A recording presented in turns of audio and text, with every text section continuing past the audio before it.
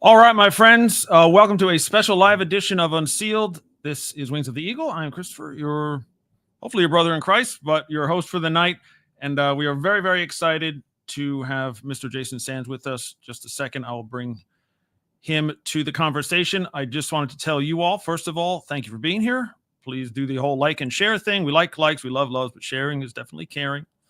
So please go ahead and do that, especially on YouTube. That would be fantastic. But welcome to the X viewers. And even on my Facebook page. So get in your question, your comment, your concern, whatever you've got for Jason. Go ahead and just type it into wherever you're watching this, and we will bring it up as we go. And we've got some time here tonight, so anything you wanted to ask, again, as long as it's courteous and kind, not mean, we will take it, and we'll still be friends. Okay? Good deal? All right. So without further ado, I'm very, very honored to have Mr. Jason Sands along with us here on Unsealed. Jason, my brother, thank you for doing this, and thank you for being here, man. Yep, no problem. I'm glad you invited me. I've always wanted to talk about the Christian side of things that I've been involved with in life. Man, so that's my main motivation for this. Like I told you, and like I told all the audience here, is I wanted to introduce Jason to a new audience. Number one, maybe to the folks in the Christian world who feel funny or kind of weird or not following along with this whole UAP, UFO situation, what's going on with this, what's real, what's not, right? Nothing but questions, and maybe they have thought about it and they think it's all one thing, so they just don't bother. Or the other side of it, which is folks in the UFO community really have gotten to know who you are, or if they don't, they should. And you've done lots of spaces and lots of podcasts and things over the past couple of months. You've been very open and available, which is tremendous and awesome.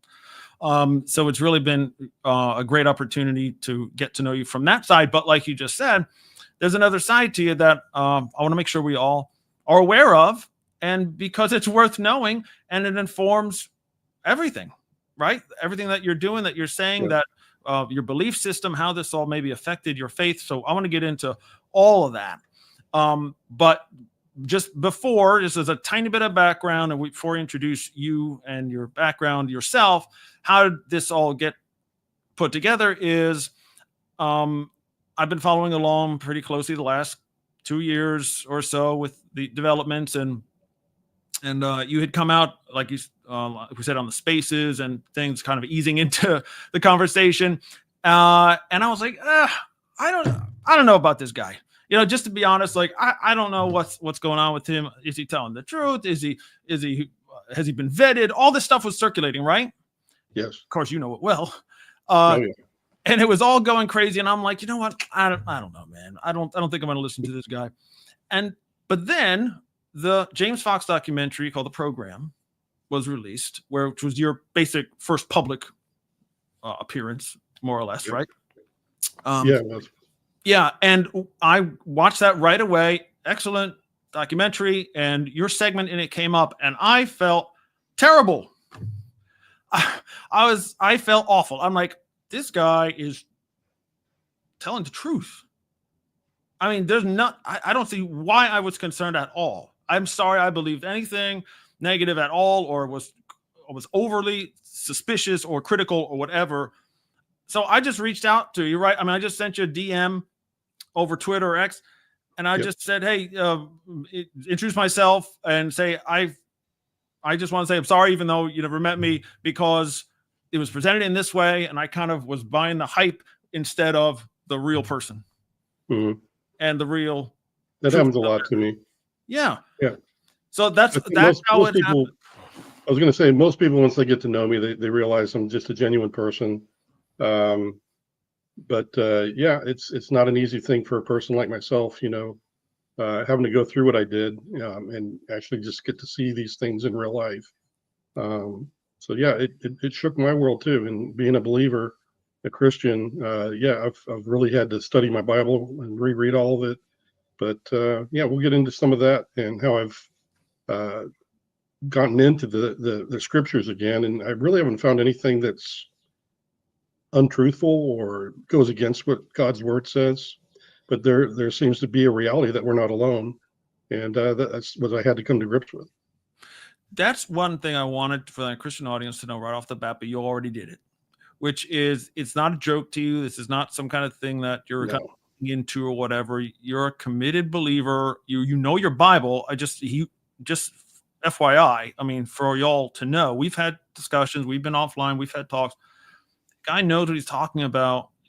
Nobody's perfect. Obviously, no one knows everything, no, but you can tell when a Christian's serious about their scriptures and about serving God. I'm just definitely. Yeah, and that's something I've been very I think my adulthood uh, was when I really got a very strong walk with God. Because you know, you go to church with family members, and in my case, it was my aunt Norma, and she was the one who introduced me to the Bible and had me say my first prayer for salvation. But I later got baptized, and again, I don't think it was a full realization on my part what that meant until I became an adult, and I did it all over again just because I felt like, yes, I am committed. Yes, I do believe what's in the Bible, that God is real, and then I at the same time around the same time of life when I was getting very serious about God, about a year or so later, get married and get introduced to this program that just really rocked me. interesting coincidence, right? So Yeah, yeah, let's start at the beginning then. You've obviously, like you say, you were raised in a kind of church environment, but right from the beginning, maybe a long time ago now, with this whole interaction with your military service, obviously that's where it really came out and became front and center for you. But you said there were incidents before that ever happened when you were younger, you and your family. Can you get into that yeah, a little bit? yeah. The strange things. I think everybody's got either spiritual strange things that they can't explain.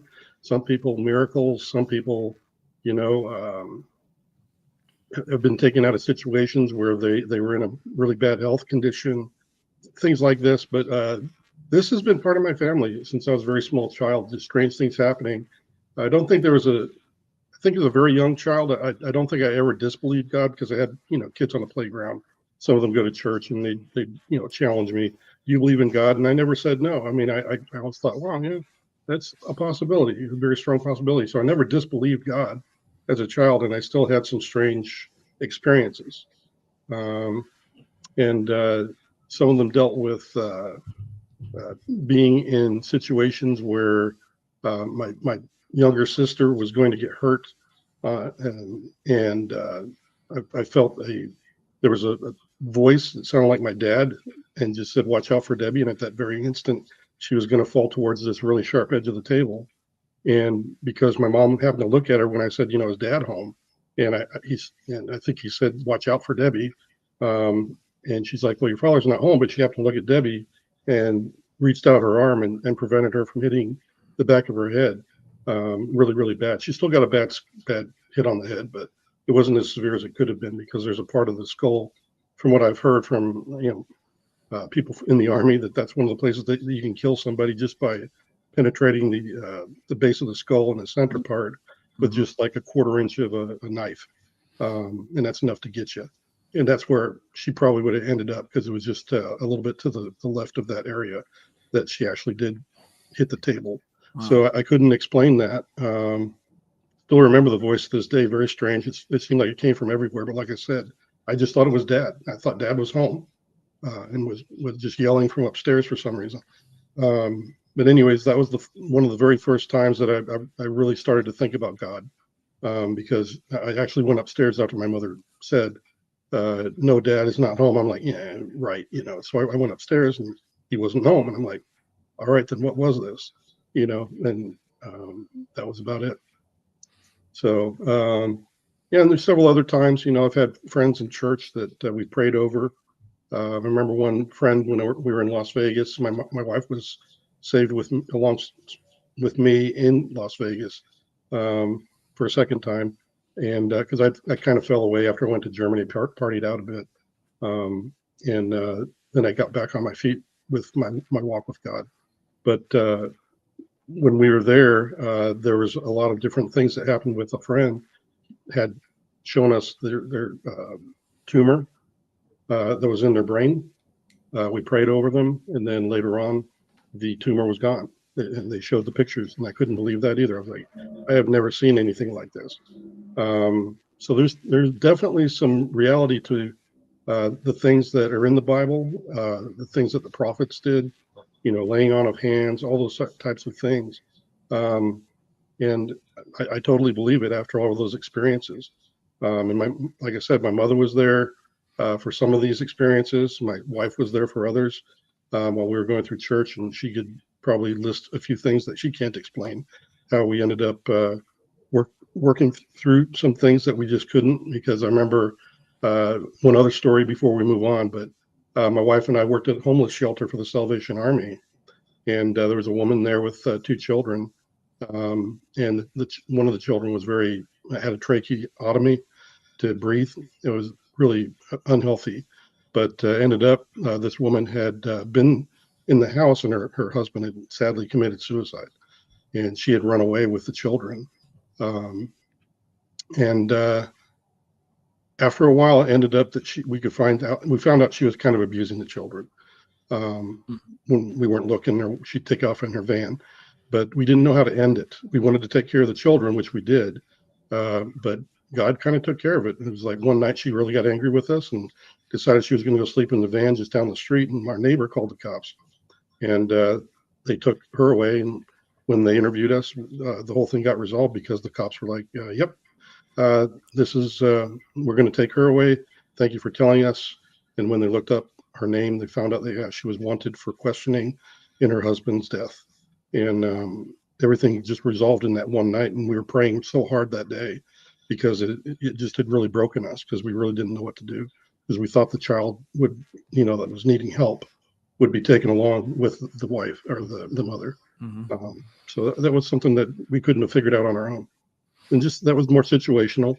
And then there's another time that I'll tell you one more. Yeah. When my wife and I were saved, she felt as if God was calling her to be a stay-at-home mom, but we needed her paycheck, and we were going to be short about $200, and I didn't know how we were going to make it, because I hadn't sewn on my next rank yet, and I needed that rank to make the money we needed if she was going to quit the Air Force. So for an entire year, $200 showed up in our account. Sometimes it was friends helping us, and other times it was just, an insurance company saying we overpaid, and there it was, Wow. And I can't explain that. So an entire year of that, it's like winning the lottery several times over. But so those are the kind of strange things I think a lot of people can talk about, is that they've run into things like that where, how do you explain this? You kind of get the luck of the draw, kind of a miracle things that happen that you're like, well, I don't know, it must be God. Yeah, for a year. Yeah, I can't explain that. Yeah, that's amazing, man. So obviously, like you were just mentioning there, so you ended up in the Air Force. Was it right after school? Did you? No, I tried to get out on my own for a bit. I stayed out of the Air Force until I was 20 years old, because I wanted to just see what it was like to try to make it out there. But I really needed to get into college, is what I found out. And I really wanted to prove to myself that I could get things done. So I joined the Air Force to prove to myself that I could set that goal. And 22 years later, I was able to retire honorably from the Air Force. So I proved myself correct. I also had a beautiful family, had my degree, all those good things that happened, lots of blessings all the way through. That's awesome. Okay, so we're up to I still want to go back to some weird happenings in your childhood that we probably should bring up. But so now we're up to the point. By the way, I just want to say hello to some friends who are checking in. There's T-Rex, our moderator for the evening, by the way, in YouTube. Hi, T-Rex. For her, yeah, indeed. Thank you. Bond servant, she's always everywhere and faithfully watching. Hey, Shannon. What's going on, Shannon? TJ, we just really love this, which is reposted the stream on X. Thank you. Exactly what we should be doing. Exactly right. Thank you, brother. I would say checks in the mail, but there's not. But thank you for that. And Bond Servant, I see your question there. We will get to that, I promise. Oh, hey, Gene. Gene from NC. All right, North Carolina checking in. Thank you for being there as well, Gene. And anyone else, you feel free to say hi if it's just hello, where you're from and all that. We'd love to hear that. Again, any question or comment that you have for Jason or myself for whatever reason, but Jason, definitely feel free to just type it in and ask as we go. Doesn't matter. We'll get to everything until we fall asleep. Don't mean to scare you, Jay. I'm just kidding. It won't be that long. But anyway, okay. So we are in the Air Force. By the way, I wanted to be in the Air Force when I was a kid because I loved airplanes, right? I love jets, F-15. Yeah, who doesn't? Eagle. Like, that was my thing, man. I got to get in there. Yeah. And I'm asking, my dad was in the Navy, and I'm like, hey, Dad, how do I get into the Air Force? He's like, well, you got to join. And then you got to go to boot camp and stuff. I'm like, whoa. Boot camp. I'll pass. But anyway, I love the idea. I love the idea of it. But you actually did, and I think you were. Is this an E7? What you attained the Yes. rank that you ended up Master with? Sergeant. Yep. Master Sergeant E7. I think in the Navy that's the equivalent. My dad was a Chief Petty Officer, so I think it's about the same. Right. Level. In the Navy, I've been called a chief. So Chief. That's what I would be. Yeah. Cool. Yeah. So it's not an insignificant rank. You have to show some stuff and impress some people and get some work done and show that you're worthy of the rank, which you did. So I just want everyone to know that that's it. What was the exact unit you were in? What do they call it? Intelligence something or other, brigade, this and that? It's telecommunications monitoring and analysis. And what you do is you just go around to bases where commanders and their staff are wanting to know if there's any intelligence leaks, or if there's security problems. And then you go out for two weeks and you monitor all the different types of way that people communicate, and give them an assessment. And then you kind of help them through how to fix it. So that's what I did. So I learned a lot about computers. I learned a lot about telephones, a lot about cellular phones, fax machines, all those things, because those are the technologies we had to get in and kind of break into these organizations, just like we were the bad guys, but at the end of the day, we were the good guys, and we tell you what we did. Right. So you're kind of pushing the limit, trying to break stuff in a friendly way. Correct. And it's the same thing I did in the program at Groom Lake as well. So I was doing the same work, but it was the added disciplines that were added to it was we would also deploy with OSI agents who would go around and do the physical security type stuff and dumpster diving, looking through trash for intelligence value items, trying to break into the base, trying to sneak indoors that they shouldn't be, that kind of stuff. Okay, so you said Groom Lake. Those of you who don't know, that's Area 51. Yes. Okay, that's like the place in the lore, right? Remember, we were told for decades and decades there is no such thing, doesn't exist. That's all made up. It's conspiracy theories. All of a sudden, it's not made up. It's real. It's totally real, and we've used it this whole time. And it's all top secret stuff, just like you all have been saying. And you were there. And by the way, again, I want to refer folks to get all the details on this, your background and the vetting and all that process and all that stuff. You can check out the program by James Fox. And one of the portions in that, I don't know why to this day. Do you know why they bleeped out Area 51 when you said that? Was just for OPSEC reasons. When I did my pre-publication, I was not allowed to say that word. So I don't know. They didn't give me a reason. They just, when you give them the things that you want to go public with, they just line through the stuff they tell you not to talk about. They don't really give you an explanation as to why they want to do that. Okay. A lot of times. And I think in this one, the only mention was that for OPSEC reasons was written down somewhere on the letter.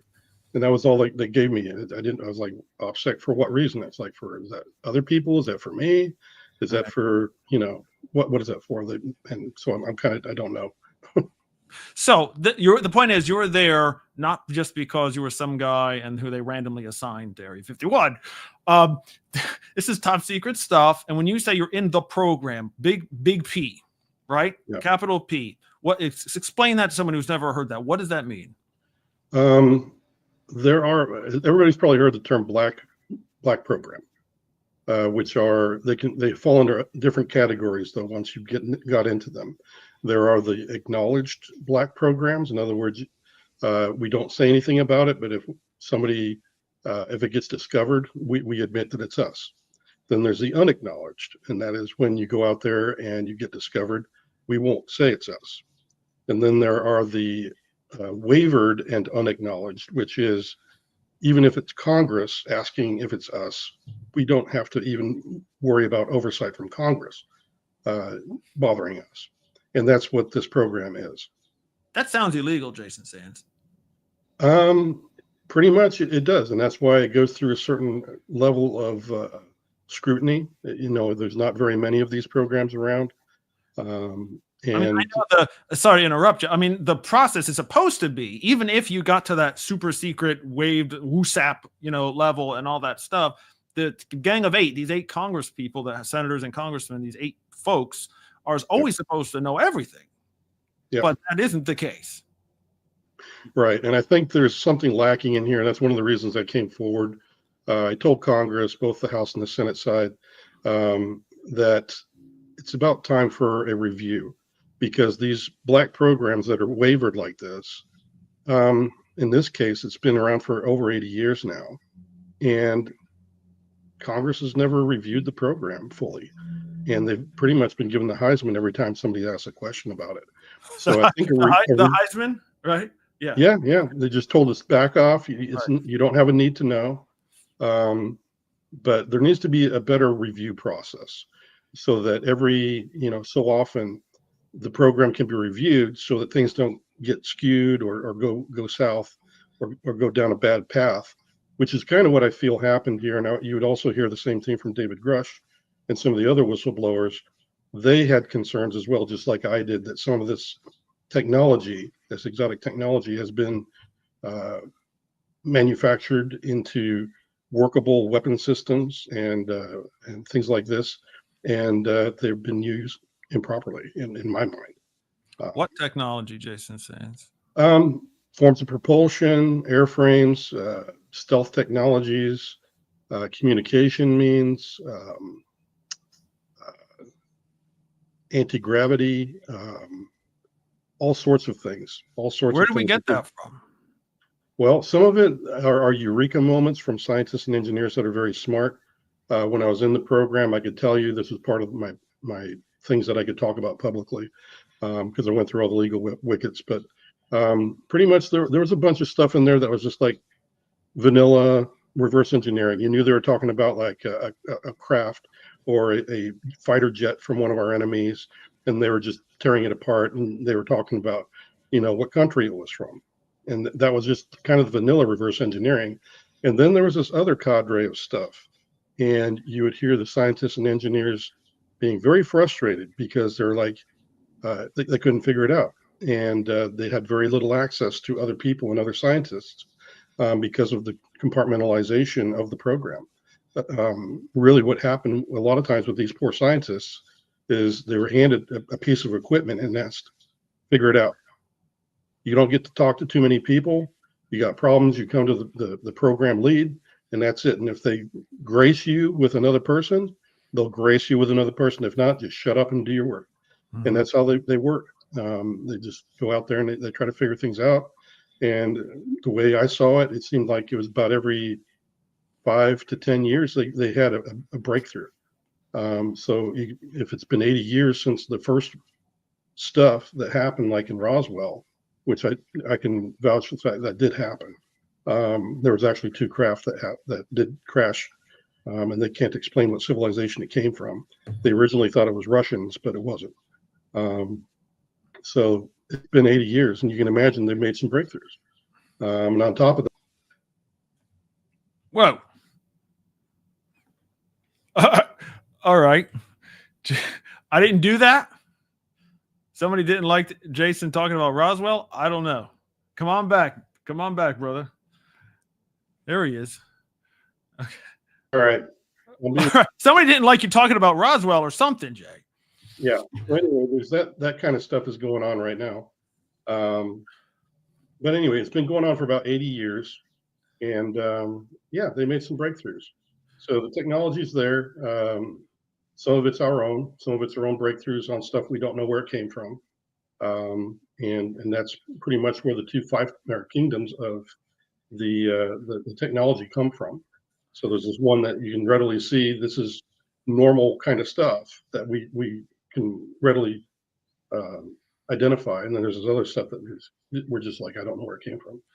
Okay, well, that's the juicy bits, isn't it? And that's the part where I really want to drive home to maybe an audience who is dismissive of that or thinks it's bogus or whatever. I'm just telling you, now we got a brother on here that has no reason to tell you any lies, and he's a believer like you, and he's telling you that happened, and that's real.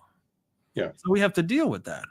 I do want to deal with this real quick. Shannon asked, she said, black programming highly classified. Well, that would basically, that's what it means. But essentially, it's the funding, right? It's like it's a you don't know how it's allocated, right? It's like it's a secret how it works, how it's existing, how it's being paid. Right. There are responsible people that are called gatekeepers that usher in the money. And then below them, I think sometimes they don't even know where it actually ends up. But they do get money for these programs. And yeah, they have to get some kind of funding to do all these sorts of things. Now, imagine from the exotic tech, they can maybe surreptitiously create patents for themselves and leak them out into, say they want to set up a front business where they use part of some computer technology that they discovered, and next thing you know, they're selling fiber optics and making a bunch of money for it, and maybe some of that gets siphoned back in, and that might be another funding source. That's just a hypothetical, I'm sure. Yes, that's just a hypothetical. Right. Okay. Our friend Bondservant actually did live in the Roswell area, by the way. I knew an older man in Roswell when living there. He couldn't say much, but he said what he found was legit. He even showed me a couple of photos with him in them and had a close-up of some metal piece. And here's the part 2. I don't recall what he all said it was 40 years ago about, but I'll never forget he said he would get in trouble for telling me more. Yeah. Yeah, and that's true. I mean, if I got into the detail of these weapon systems and how they're applying the technology to them, yeah, I still can't talk about that. But I can definitely tell you that it's okay to say we're not alone. They're perfectly okay with that. They're okay with saying that there is a program that exists to reverse engineer. They're okay with that. And so all the things that I've been telling you about are really just kind of like the culture, what it is to be a black world program, what is part of all that. I did want to elaborate a little bit that these black programs are more than just the budget. They do, you do have to, first of all, to get in them, you have to have a top secret clearance. And then you have to be read in on a name by name basis.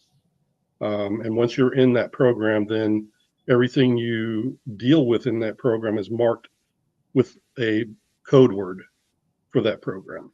So it's above top secret, in other words.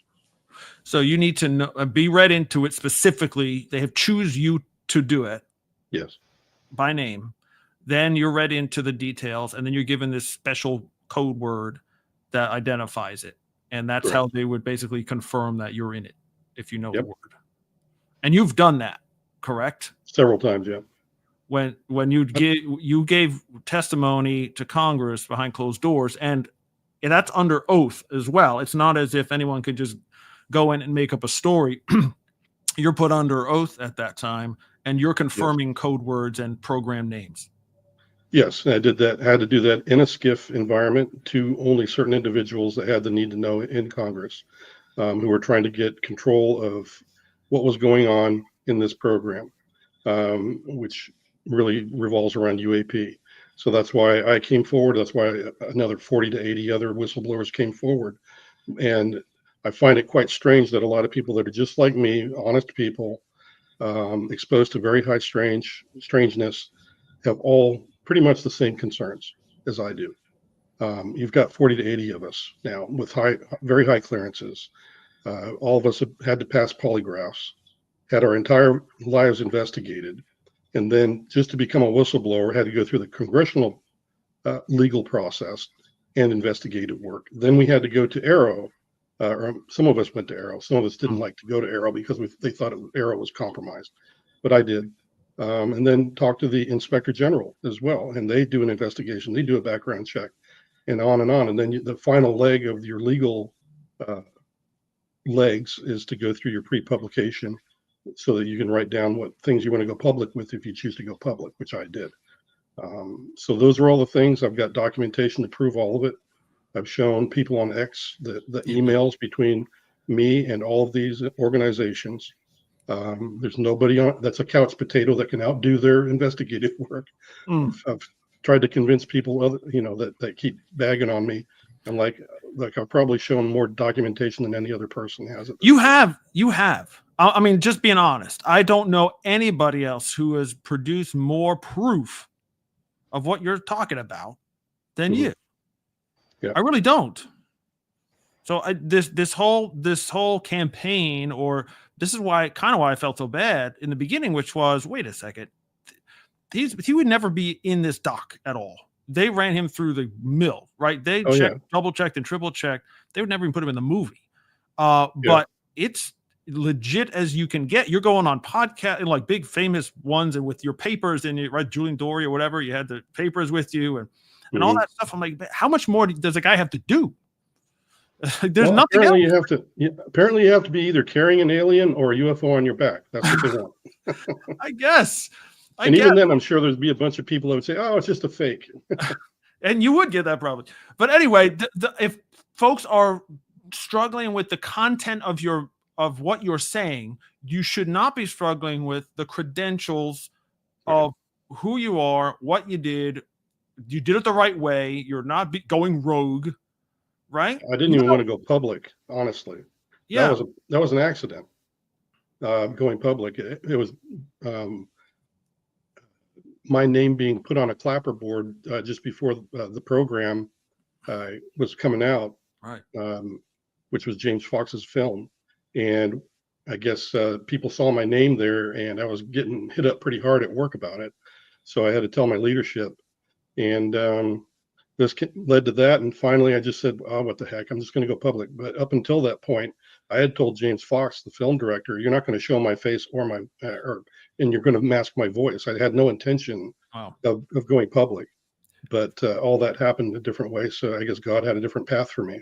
I was just going to say, man, this is one of those times, sounds like with your sister or all these other things, like maybe you didn't intend it, maybe you didn't want it, but maybe there was another plan here. And I think out of all the whistleblowers, I was the one who spoke more strongly about my walk with God and Christianity and my beliefs. There's no doubt about it. And I've also studied the scriptures as well. I did my due diligence to try to parse what I had seen and all that stuff. So I think out of all the whistleblowers, that was another aspect maybe that, that kind of led me down the path. There's no doubt. And this, not to blow smoke or whatever, but this is a real important aspect to why I wanted to bring you on and to develop a relationship with the audience, to bring this info out, because it seems, and maybe you can comment on this or maybe you can't, but it seems like most folks who are of our belief system, our faith tradition, our Christianity, and who are in the government and who have access to the program in whatever way, seems like most of the time they do not want to bring it up at all, and they use their Christianity as the shield. Like, I'm not going to tell you because I'm a Christian, and that drives me crazy. Like, what are you talking about? What happened to exposing the darkness to the light and following the example of the Lord on this? Like, what are you doing, guys?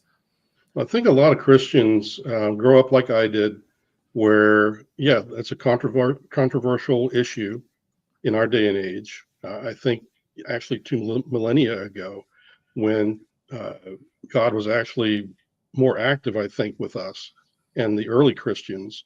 And even before that, walking in the Garden of Eden, he was very real to them. Jesus was very real to them. The sons of God, not the sons of man, but the sons of God, the ones that are considered angels, were also talked about. And when I was younger, I just kind of brushed by those and just believed whatever the pastor told me. Oh, just brush past that. They're fluffy, ghosty, spiritual, invisible kind of things, But then when I'm an adult and I'm rereading the Bible and I go back through there, it says these beings sat with Abraham, had lunch with him after he forced them to, and then miraculously had a child at an old age. And I'm like, that's a tangible person sat down in that tent with him. And you can't just brush that aside gently and just say, oh, fluffy cloud, invisible person, spiritual thing. And that's where I was like, wow, that makes sense. And that's why I was struggling, I think, when I had to reread my Bible after being exposed to the program. Let's go there then, because there's other places you can go to watch and hear about the details about your encounter, okay, or whatever you want to call it. But you're working at Area 51, you're on mission, you're driving, right? Yes. At this point, this particular day, and you had a visitor right there. So again, I just want to preface that for what you just said. Fluffy spiritual things is what maybe we were thinking, and that's all that is. But then this stuff like this happens. So why don't we just tell the folks who don't know the incident that apparently people have a hard time believing for whatever reason. Yeah. You were driving with your team, basically, right? You're on mission, and what happened? Well, being in Las Vegas, I had two jobs. I had the one in the program, and I had the one that was my normal day job, kind of a thing, where we were training the air crews on the Nellis test range. And we would go up to a place called Black Mountain, which is you can catch it on any map that's out there. If you look up the Nellis test range, the Black Mountain, we had a building there that we called the schoolhouse. And for 2 weeks, you would deploy up range, which is what we called it when we went up to Black Mountain. And we'd stay in a local hotel in Beatty. And we would convoy up in about 3 vehicles or 4 vehicles, depending on how many people had to be there. And that's what we were doing this one morning. But I have to precursor this with the week before this. There is a video of, I think if anybody wants to Google this or search for this online, you can find this video of a UFO that came onto the range the week before I showed up.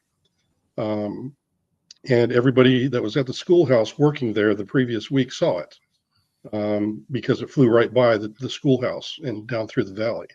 And that video is, you can search for it. It's called the Nellis Test Range UFO of 1994. And you should be able to find it. And it's got a little briefing and a report and lots of pictures. It has the original video as well. And you can find other people that have analyzed the video and told you what all the different annotations on that video are. If you go through that, I'd be happy if anybody else wants to, ask me about the video too. I know what all the annotations mean also. But anyway, the videos are always, just so everybody knows, the videos are always there because if there's any flight safety issues or a crew goes down or jet crashes out there while we're doing training, they want the video to go and review it and see what happened for flight safety issues and make sure that was this an accident or could we have done something better this time and saved the craft or the people that might have died. So that's the reason these videos are all strewn across the range. So that video is out there. So this happened the week before, and everybody that came back from Black Mountain on that Friday was very excited that they had seen this thing. And they're like, I don't know what it was. It looked like a screwed up helicopter and blah, blah, blah, blah, blah. Or no, it was a UFO. I don't know what that thing was, They were all arguing back and forth, and some of the people were just shaking their heads like, I don't want to hear it. I don't want to hear it. And they kind of like just exited the coffee room where they were at. And so anyway, that's what happened that Friday. So the weekend transpires. Apparently, this UFO was still on the range, and the pilot was there also. And that's who I encountered the following Monday morning when we went up to Black Mountain to go set up our operations for the day. So we left the hotel and convoyed up, and we went up to what we call the cantonment area, which is really just like a little gas station where you can gas up or change your tires, and it's right near the entrance to the range. So we were told by the ranking individual, and he was in the same car with me. He was the driver. I was sitting right behind him. There was a passenger on his side and a young lady to my right. So there were four people in my vehicle. and the rest of them were in trail. All the other convoy vehicles were in trail. So the leader says, "Hey, we got to go into the cantonment area today. The video operators want to talk to us about that UFO that people were talking about on Friday." I'm like, "Oh, great, you know." So we go in there, and sure enough, they show us the video, and then they pull out a piece of paper. They make us write our names down, and also annotate whether or not we had seen this craft on that previous Friday or not. And I don't know what they're intending to do with it, but if ever can get a hold of that piece of paper, they're going to have a whole slew of witnesses to go through, because there's about 10 of us there that morning. So we finished watching the video, and I write my name on the list along with everybody else. And as I'm exiting, there was this lady that I had noticed. She was kind of sitting off to the left against the wall with another gentleman, and she kind of grabs me by the arm, and she looks really kind of upset, and she just really scared, looks at me in the face and says, "Hey, there's somebody on the range. Don't talk to him. Don't talk to him at all." And I could tell him, I'm just like, "Okay, strange lady, thank you for the news. I got a job to do. I got to go up to Black Mountain now. Thank you." So we all get back into the vehicles and start driving. About half a mile to a mile from the cantonment area, as we're traveling towards a mountain that's called Quartz Mountain, there's this, what it looks like a person running towards us, and running really funny. And as we get closer, I kind of look to my left, and there's that weird looking craft. I thought it was a helicopter at first, but then as we got closer, I'm like, that's the UFO we just saw, on that video. And this individual was wearing BDUs just like us. They were wearing a military uniform. But as I got closer and the vehicle got closer, I could see the guy had a blue tint to his skin. And I thought, oh, crap, this guy's going hypothermic. He's freezing to death, because this was like October time frame. It gets very cold out there in the desert, by the way.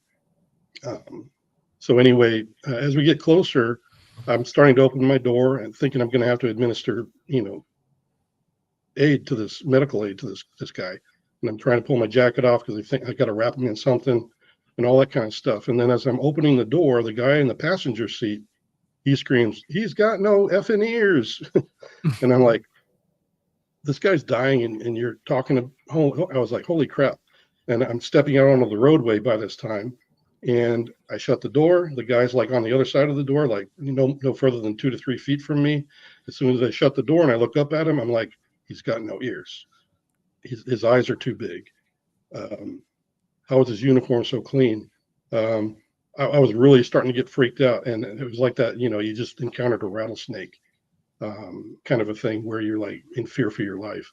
But then he starts talking to me, and as he's talking to me, I realize I'm understanding everything, but he's not speaking English. It's some other language that I don't understand, but I'm somehow able to understand what he's talking about. And he's kind of talking about, like his craft needs to repairs. He needs a certain material called tantalum. And I'm like, I don't know what that is. Is that like titanium? Because I knew what that was. And he's like, no, it's not it. And so we had a kind of about a 5-minute conversation. And then when he found out I didn't have what he needed, that he just kind of didn't even say goodbye. He just kind of turned off the roadway and headed back to this craft that was sitting there rusting on the desert floor. So he gets into his craft and off he goes.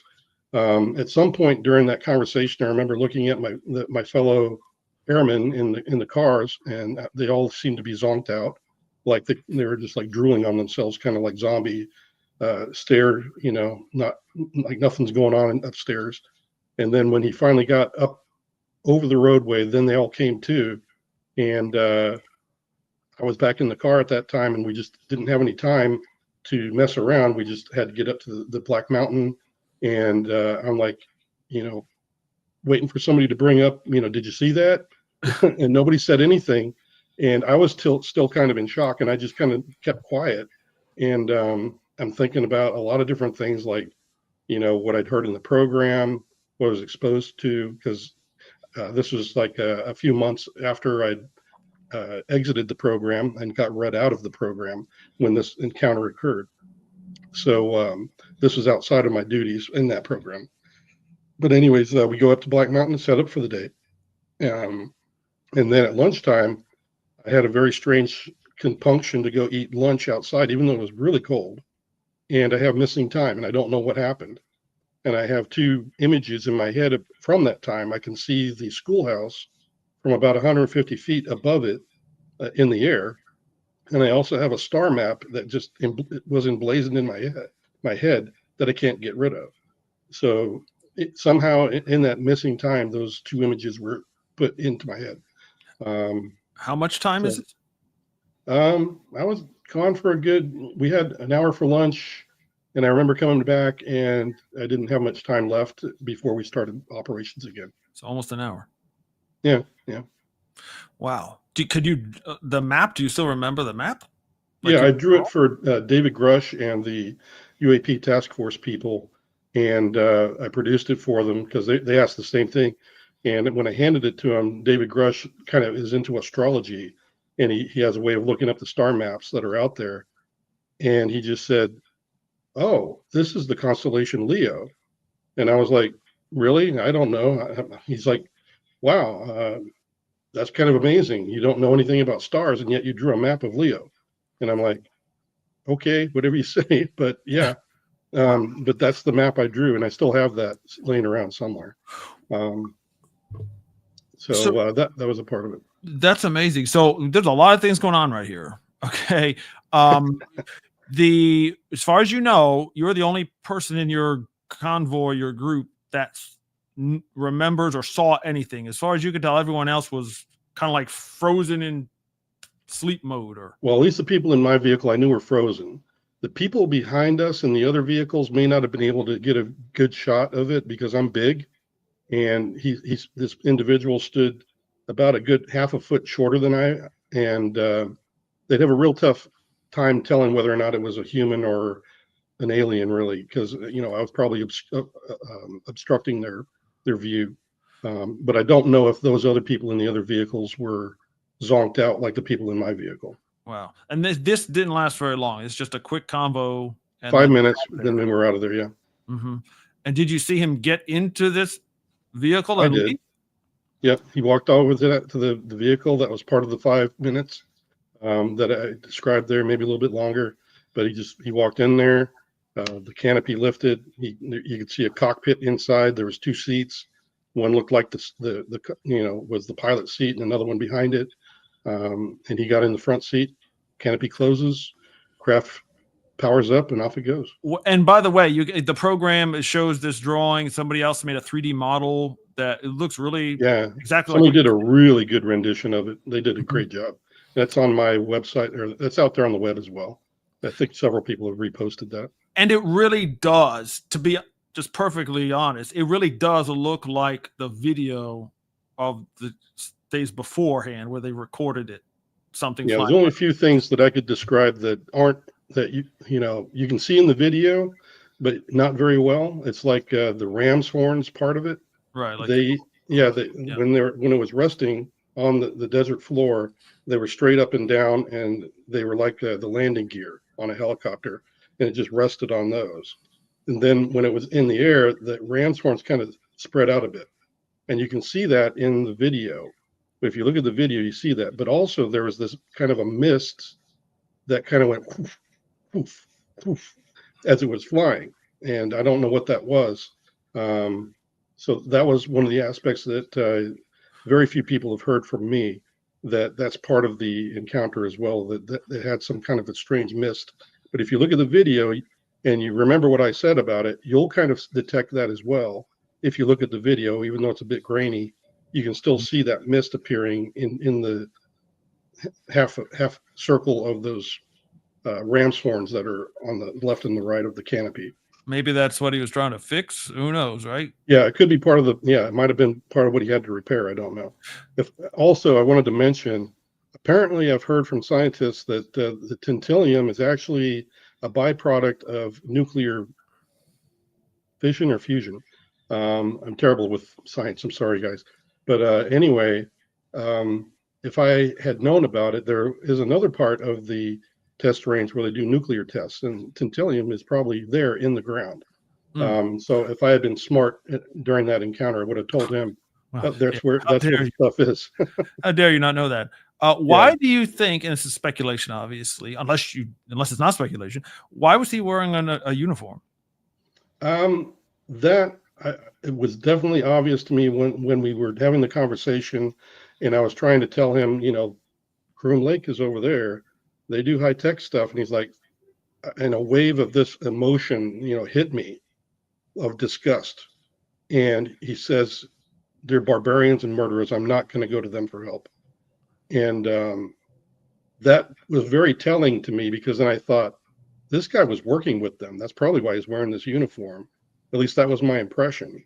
Um, after the fact, I thought it through, and I thought that was probably why.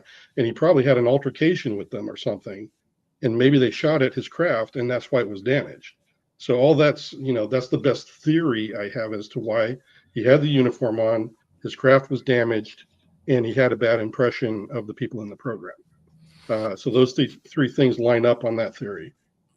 That's a lot of stuff. Okay, and then you had the missing time at lunch, and you don't have any sensation of what that was. And obviously, if it's missing, it's like it never happened. But Yeah. is there anything you can recall as far as a sense or Well, emotion of it? yes. And this goes along with this, God does look into the heart. So obviously he's telepathic or empathic, whatever you want to call it. Mhm. God knows your thoughts, and probably several of his angel groups do as well. But anyway, so this telepathic part that I got exposed to, that he was speaking another language, but I understood him. There was also a byproduct that I mentioned there with the emotion. It was very confusing for me when that emotion hit me, because it felt like it welled up inside of me, that I was disgusted genuinely about these people. But then I had to have the self-awareness to go, wait a minute, I've got no reason to be disgusted with them. So this emotion must be coming from him. So there's this raw sharing of mind space where you're actually kind of one person in a way, or at least communicating as one mind. Mhm. And that also goes with this missing time at lunchtime, because not only did David Grush look at the star map and tell me this is the constellation Leo, he then asked me, "You marked this one star, this one really big red one. Why did you do that? And do you know why? Can you tell me any more about this?" And initially I was like, well, no, I don't remember. But then this flood of memory came back. It was like it triggered something in me that was part of this residue conversation I had with this individual. And I actually cried, because this flood of memory hit.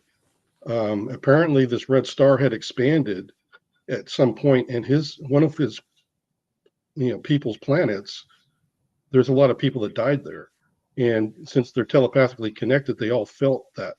Some of the people had left the world that they were on and went and colonized another planet, but some of them were left behind because they wanted to die there at home, just like some of us would. Some of us would rather just die in our house along with our family, rather, if they saw impending doom. This is the kind of feeling I got, and it made me cry, because when I remember that, I know it's not my memory. I'm like, how would I know something like this? Why would I feel so emotional about something that is just a picture in my head? But now all of this emotion was coming out, and the meaning behind that red star. And so David was like, wow, that is amazing. He says, but that is what I've heard from other whistleblowers that have this residue information. When they've had a telepathic communication, there seems to be not only the missing time, but certain things and certain stimulus can actually bring the memories out. And he said, I think I just did that with you. And I'm like, I can't explain it. I like to think I'm a sane person, but here I was feeling sad about this whole thing. Right. So you were given this information, or it was shared with you for whatever reason, and Yes. maybe you were actually taken somewhere for lunch, or maybe it just was. Well, I think it was part of his kind of like accepting me and telling me who he is and where he's from.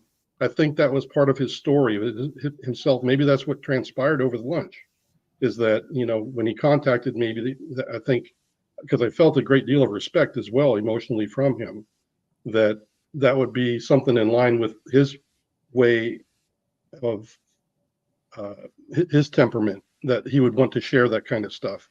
And that's why I think he shared it. It's just kind of like for you and I, you and I conversed for the first time. We said hi, we exchanged names, get to know each other. Same thing is happening, but since they're telepathic, they've got this other additional form of communication. Would you say it was almost like a sleep state, or like a sleepwalking? I think he intended. Yeah. Well, I just don't remember it. It's kind of like. Remember, what would it be? Yeah, I would say it's just kind of like being knocked out, I guess. Yeah.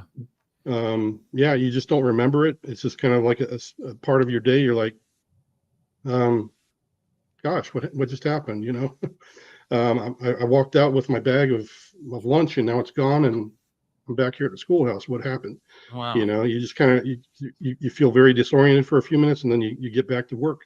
Because that's all you can do. And that was that. So when this was after the whole, again, your secret program work was before this, and this was more menial. Just after it. Yeah, this is just after that. But do you know who this woman was who warned you about this guy? Do you know who she was yet? The woman? Oh, the woman. No, before you left.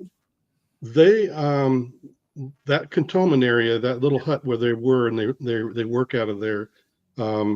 They have odd jobs where there's the video guy who records everything, but then they also have to go to where the video cameras are, and check them, make sure they're pointed in the right direction, fix them or replace them if they're malfunctioning or whatever.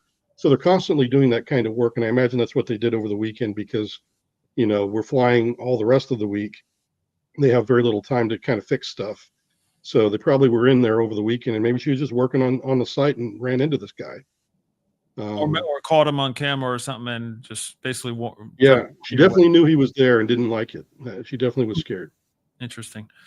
Okay. So again, I just want to relate to you folks, like this is a big deal. Okay. If this happened to any of us, we might be questioning a whole lot of things in life, and maybe with our faith and all. But now, since that has happened, you say you dove back into what you believe in the scriptures, and it has, would you say it has strengthened your faith? Definitely has strengthened. After I reread the Bible, and I took it very literally this time, because I was like, I am searching for the truth here, and I was praying, God, reveal to me in your word, show me what it is that just happened. Help me to understand this, because I believe you, I trust you. And that's what I was doing every day. I'd open the Bible, I'd pray, and then I'd read, and then I'd pray some more, and I'd really think about everything. And really what it boiled down to is, after I reread the scriptures, all these fantastic stories, like some people they claim to be Christians, they don't believe Jonah. They don't believe the story of Samson. Some of them don't want to believe the burning bush even. Right. All these sorts of things. There are Christians that walk around like that, and most of them have not read the Bible, front to back. You said it correctly, brother. Yes, thank you.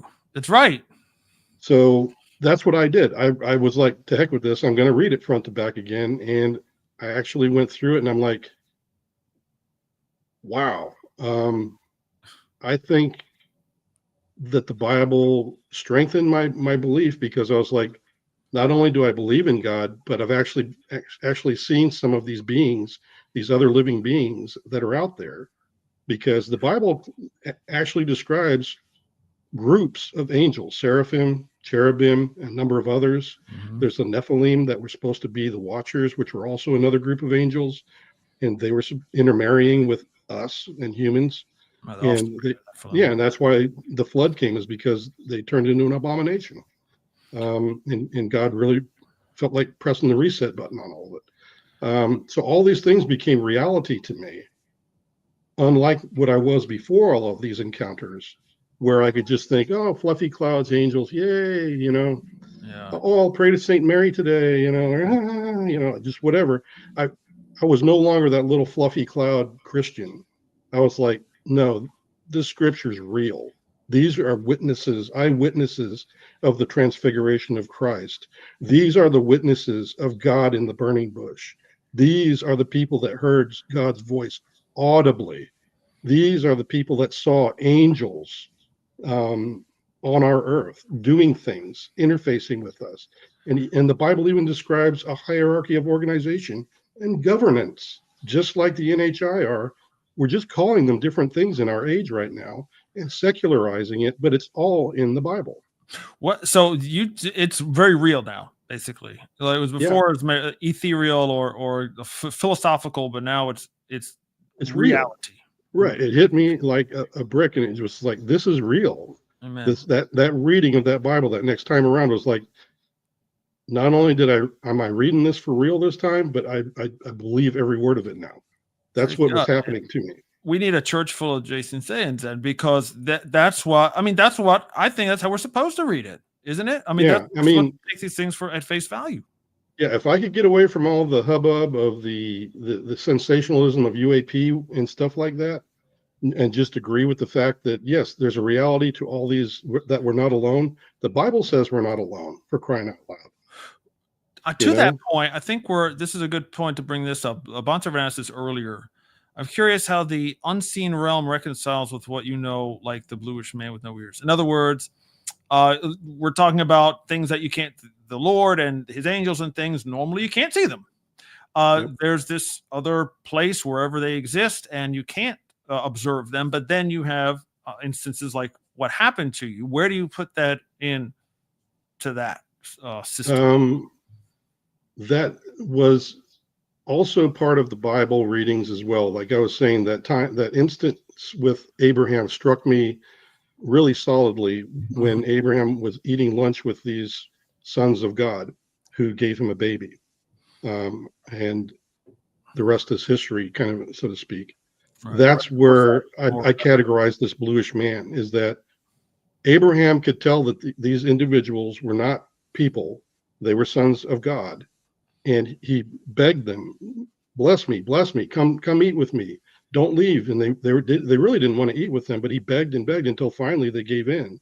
And then they went to his tent and they did all of that with him. So that's how I explain it, is that just like Abraham met these people, that's how I met this guy in the desert. They were real. And the unseen world, I think there's parts of it that just are exactly right in the Bible as well. There is an unseen world as well.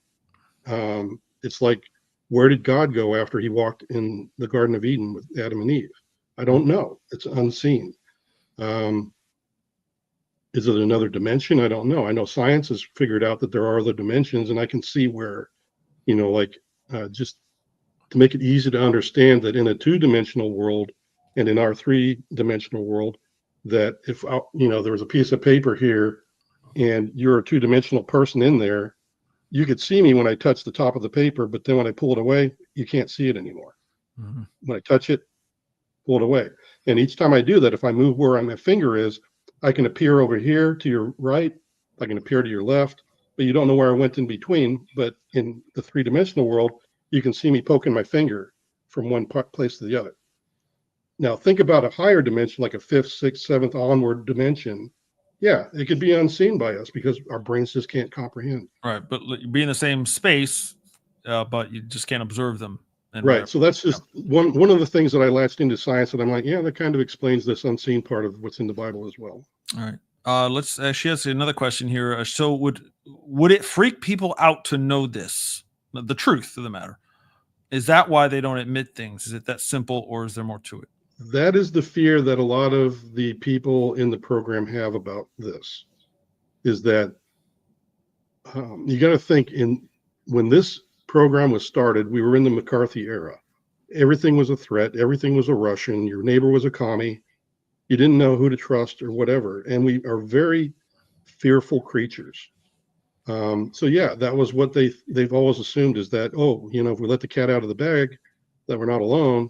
And we're also working with them, or that we know where they're at, and we've, captured a few. yeah, they still think that that's what's going to happen. Is everybody going to freak out? But then the counter argument is, well, 70 to 80% of the people around the world already believe that we're not alone, and many of them have had their own encounters, and we have a lot of people that claim to be abducted as well. So I think that threat and that being scared thing, yeah, I think there's some people that'll freak out. Honestly, you can't get around that. There's just, people go nuts over the strangest things sometimes. But there's going to be, I think the majority of people are going to be, oh, well, yeah, I kind of knew that already, and I kind of suspected that. And now, yeah, okay, finally, we're getting the truth. So basically, the the fear is the gatekeepers, the ones who know the answers, are afraid of societal breakdowns, basically. Well, that and the fact that I think if you believe the Roswell crash happened in the way that they treated the bodies and the survivors or whatever, and the craft, if they were Russians, we would have treated them a hell of a lot better. Let me put it that way. Mm-hmm. We didn't make a very good impression. So it may have been a whole series of bad mistakes and bad decision making in the program. And if they ever came clean, they might be afraid they're going to jail. That's another motivation for not telling the truth. And the program continues today. Correct. Still active. Yep. Let's do a little real quick yes or no's if we can. Crash retrievals. You're saying Roswell really happened, so you're saying this retrieval business is true. Yes, it is. They actually asked me to be on the retrieval team very early on. When I got introduced, I said no. It kind of grossed me out. And in the back of my head, I'm like, the way you're describing it, they couldn't give me a hazmat suit or protective gear good enough for me to even want to touch that stuff. Right. And so, yeah, I was very adamant that I didn't want to do that, but they ended up forcing me to do it anyway later on. But the retrievals is, if you can imagine, these other living beings that are coming around here and whatever purpose they have here on Earth, just like they did back in the early Christian world. Yeah, they were interfacing with us. And apparently they can be killed and maimed. So these retrievals are a real mess sometimes, just like Jake Barber. He's another one of the whistleblowers now.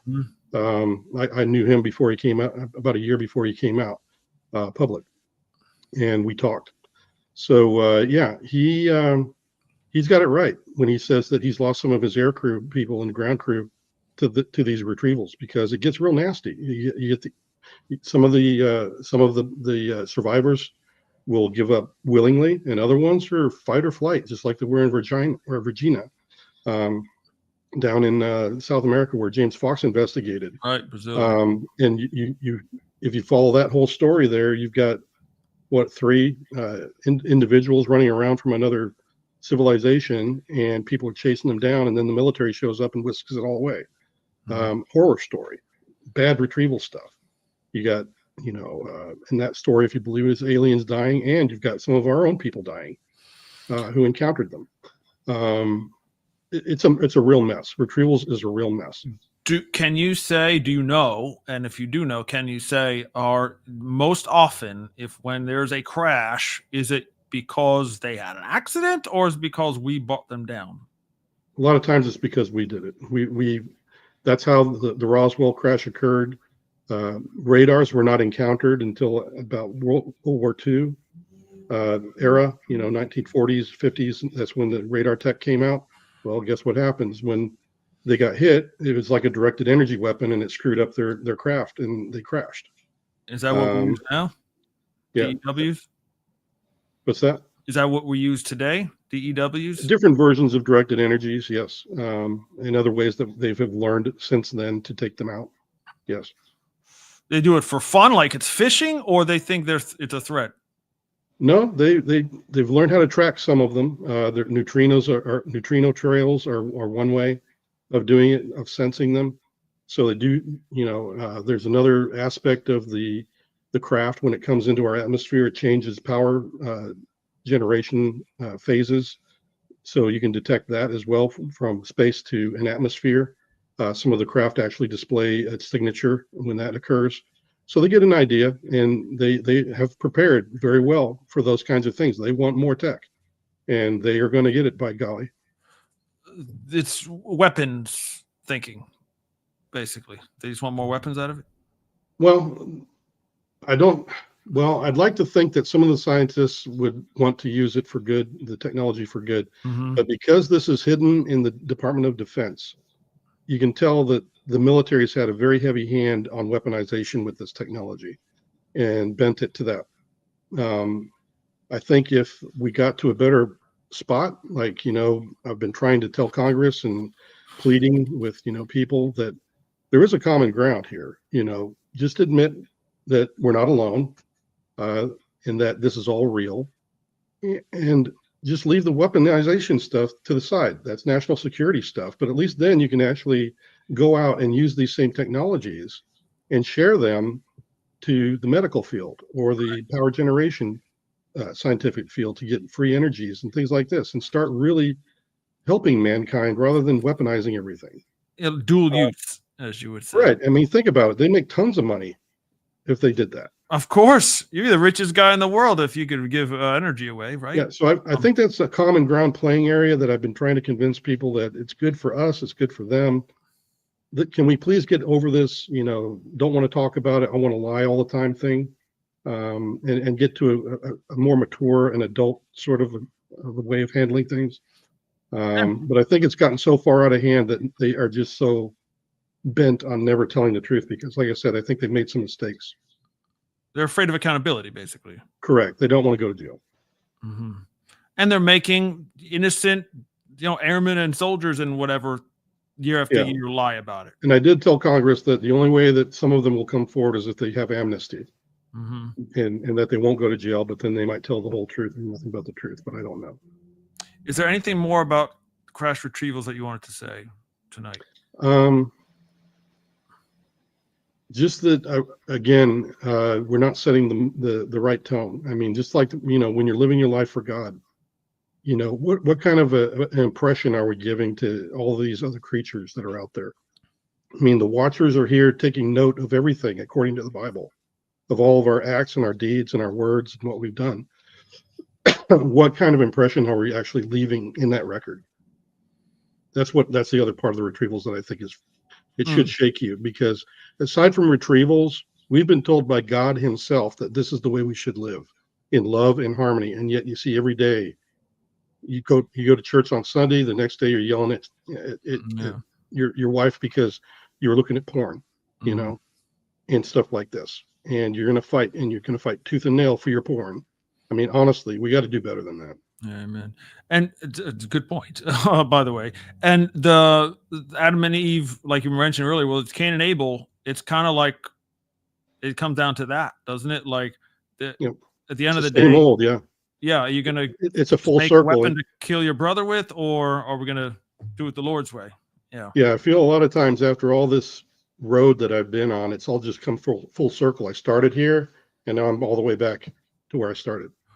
And just one other thing, because I'm very interested in this, you can confirm that there are, at some level, some type, or be as specific as you want to be, agreements between otherworldly things, whatever they are, wherever their origin is, and the United States government.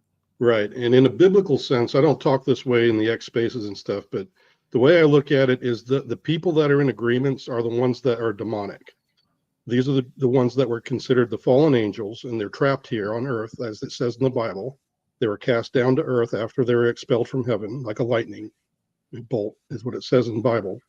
And they've been here ever since, and they're just fighting tooth and nail to survive here, and trying, I guess, to reconcile with God, but they're not going to get there, according to the Bible. And those are the ones that are so desperate that maybe they've been entering into agreements with us for many years, and that's why the satanic cult has been set up. That's why we're seeing things in the political realms, is that some of those bodies of people that are aware of this aspect of our world, there's a very demonic, very dark side to this, just like it says in the Bible. So if we're talking about agreement, this is not a good thing. No, honestly, if we're honestly, think about this. Most of the good angels did not ever, the watchers were not even told to interface with us. They were here to record our comings and goings for God, and to give, like messengers like Michael, Gabriel. Hmm. They came to give messages to Mary when she was having the baby Jesus and everything. So we have angels that give encouraging messages that are on the good side, but they're not entering into agreements for technology Right. and things like this. And that's why I think they're the demonics. Okay. This is good stuff. One other aspect I just want to touch on, and we can wrap it if you guys want, or if you want to after this. All right, hang on, one more. Do you think full disclosure might happen by accident Yes. with these things, these beings you think want to reveal themselves? In other words, Yes. would be from their side that this is going to come from versus Yes. yeah. It's going to be just like it's written in the Bible. It's going to, when God comes and Jesus comes, it's going to be like lightning in the sky. And like it says, you cannot deny that it is now time. It's going to be an intervention. And then you're going to see the good, the bad, and the indifferent, and everybody that was on the side of the demonic are going to despair, and they're going to realize they got it all wrong. It's exactly that way. And so it's not going to be an accident. It's going to feel like an accident to a lot of people because it's going to come on a day they didn't expect. And there may be some precursors, but they've ignored them. So maybe to them it feels like an accident, but being a Christian, you should know this is coming. So you don't expect any pre-return of the Lord disclosure on this topic? No, it's going to be just like it's in the Bible. It'll be on a day that we don't expect, and just be prepared. I got you. And that kind of, Shannon asked us something similar. How does this play into the end of the age, the days ahead? Anything to do with AI? Any thoughts on that? Yes. And I would say that consciousness is a thing for me. And it goes back to biblical things. And when you go into Genesis and you hear about how God describes himself, and he calls himself I am, which is perfect to me. And scientifically also, I've had discussions with scientists as well since I've been doing this a number of years. They've approached me, and we had some really good discussion on this. But think about this, and if you're not a Christian and you're just listening to this conversation, think about it scientifically then. Everybody agrees there was nothing before the Big Bang or the big something or other occurs, okay? But it's void. There's no movement. There's no vibration. There's no waves. There's nothing, right? It's infinite and it's nothing. Something else occurs to that, and the one characteristic that it has, that the nothingness has, is it's able to act of its own volition. That to me is God. And then from that conscious act, things in that void finally moved around, and God created everything from it, from his own conscious act of knowing he lived. I am. He's the beginning of all that in a conscious way. So yes, consciousness is also wrapped around AI, because if we do ever create a conscious artificial intelligence, and we're getting closer and closer every day, but yeah, I agree that AI could be something that also, just like everything else in this world and this universe, is created by God, and AI exists. So I think God knows about it, and he knows that it's there. Now, whether or not he chooses to breathe life into it or not, I don't know. Maybe that was our attempt to try to play God or something, right? Right. I think that we're going to come up with a carbon copy, but it's not the original when it comes to AI. AI will be a carbon copy of what we are. That makes sense, right? Even like we're made in the image of God, and so forth. Marisol asks, so live has stopped. I think this is talking about when you're talking about the missing time, or the when your compatriots were kind of frozen in there when you were encountering that. Does it feel like talking about the video? I think I'm not sure. I don't think so, because we haven't had any video problems. I don't quite know what he means by that. You'll have to restate Marisol, that. If you're still there, Marisol, can you clarify that? Appreciate that. One more bond serving, because she's always good with questions. I've read that there's an underground civilization. Do you know anything about that? Do you mean literally under the ground, bond servant? Yeah. I think it does.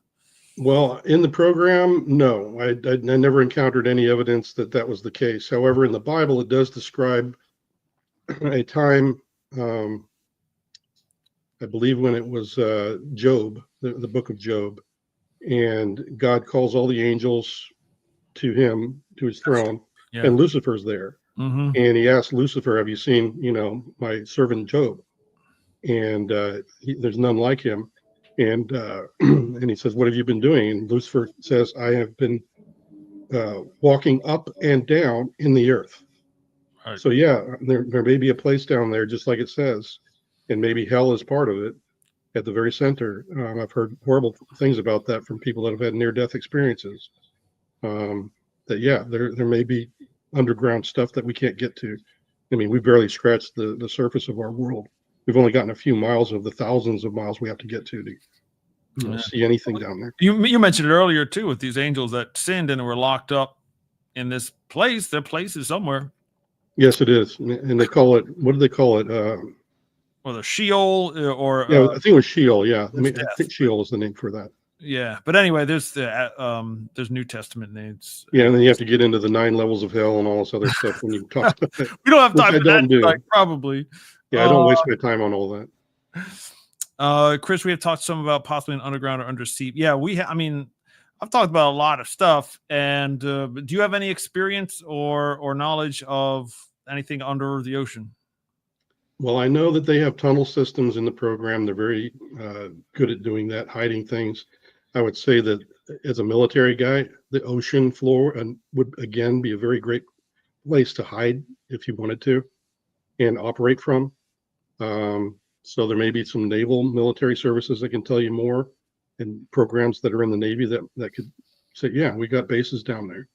But yeah, I would say that it's quite possible. And if I was from another planet and a watcher from one of the angel factions that's from God, I might do that too. I could hide just about anywhere, or I could be unseen. Who knows? Right. There's a lot of UFOs come up from the ocean.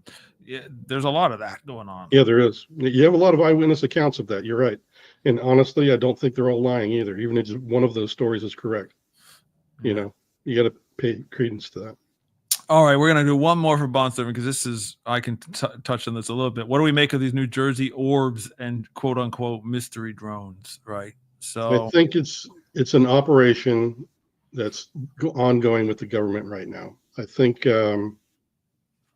there's been a lot of good reasons of late as to why they would want to at least try out all the tech, because I think I heard from some of the experts that many of those orbs in New Jersey were from labs and research labs for drones, and that they were flying a track that they normally flew on those research flights.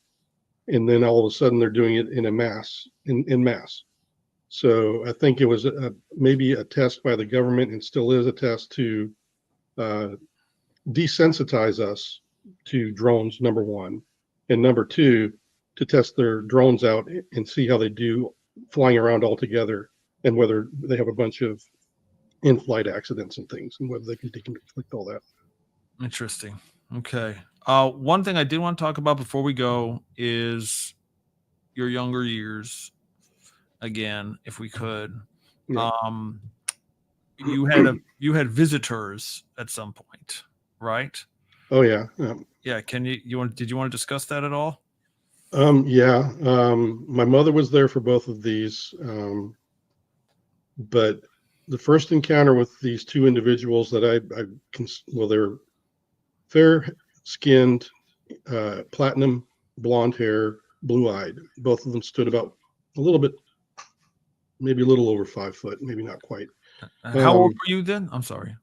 The first encounter I had was when I was 4 or 5 years old, walking home from school. I unfortunately ran into a pedophile who was trying to rape me. He knocked me out, but I could still hear what was going on. And hang on a minute. Sorry. Yeah, no worries. That was my cousin. Anyway, you have to go, man. No problem. We can talk. No. Well, we're wrapping up here. But anyway, that first encounter, these individuals showed up and saved me from this pedophile.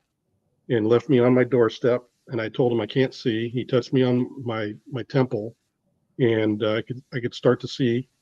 It was still kind of blurry, and I could see him, and that he had blue eyes, all that good stuff that I just told you. And he got in the door, even though it was locked. I didn't give him my key, and he ushered me into the door, and that was about it. And then I turned around, and they were gone, both of them. There was two of them.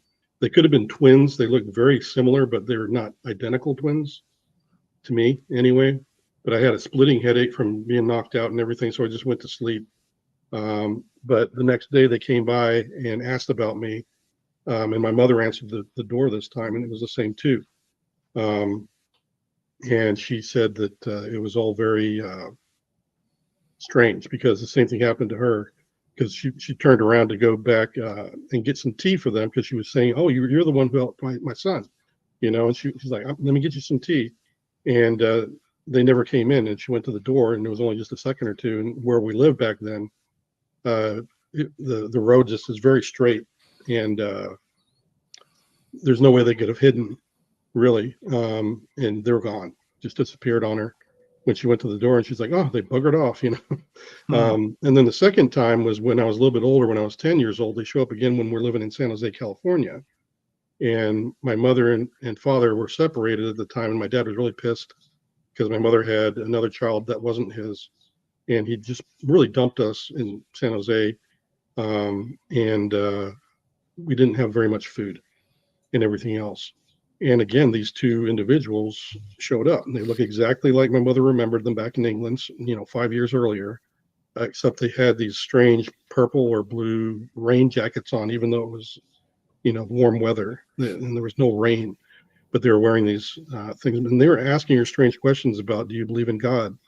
Very spiritual conversation my mom remembers having with them. And again, they would not come in. However, after that encounter, she says that food started showing up at the doorstep every week, 2 bags of groceries every week. And so we had some food. And again, I think it was them. So there are some protective, I consider them guardian angels. They always say there's 2 angels nearby. And for some reason, they've really been protecting my family, I think. And maybe they sent you some money later. I wish so, yeah. Hey, next time, can you drop the food and just give me $1 million? Right. No, I mean, that year when you were coming up short, and that whole thing, and the $200. Yeah, man. Hey, I'd been good if you just gave me $1 million, dude. Just give it a lump sum is fine. I'll take it. Anyway, man, it does kind of sound like that, to be honest with you. What else is a better explanation? I don't know. But there they are. And so you could make a case, if you want to put the phenomenon, as a single, as a broad term. You've had many encounters with it since you were a small child. Yeah, and like I said, it's just followed me around. My family members have the shared encounters with me, and they also have some of their own. So yeah, and it's the same thing with friends at church. I mean, some of them have some very strange tales to tell as well. And I think a lot of times we just parse it away and just go, "Well, I can't explain it, so may as well move on and not think about it." I hope that's what, as we thank you for your time very much, my brother. I think maybe that's what I want, maybe more than anything else, which is to encourage other Christians to say, I know this type of thing may have happened to you. You can say so now, right? Yeah.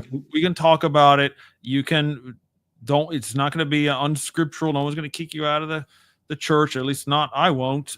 You definitely have friends here that you can talk to and admit that, yeah, something I didn't get. My message for everybody is, aside from all the talk about UFOs and aliens and all that stuff, forget about all that, everything that I said about that, but just hold on to the fact that if you really believe that God is real, you have to also believe what it says about him, that he is here every second of your day.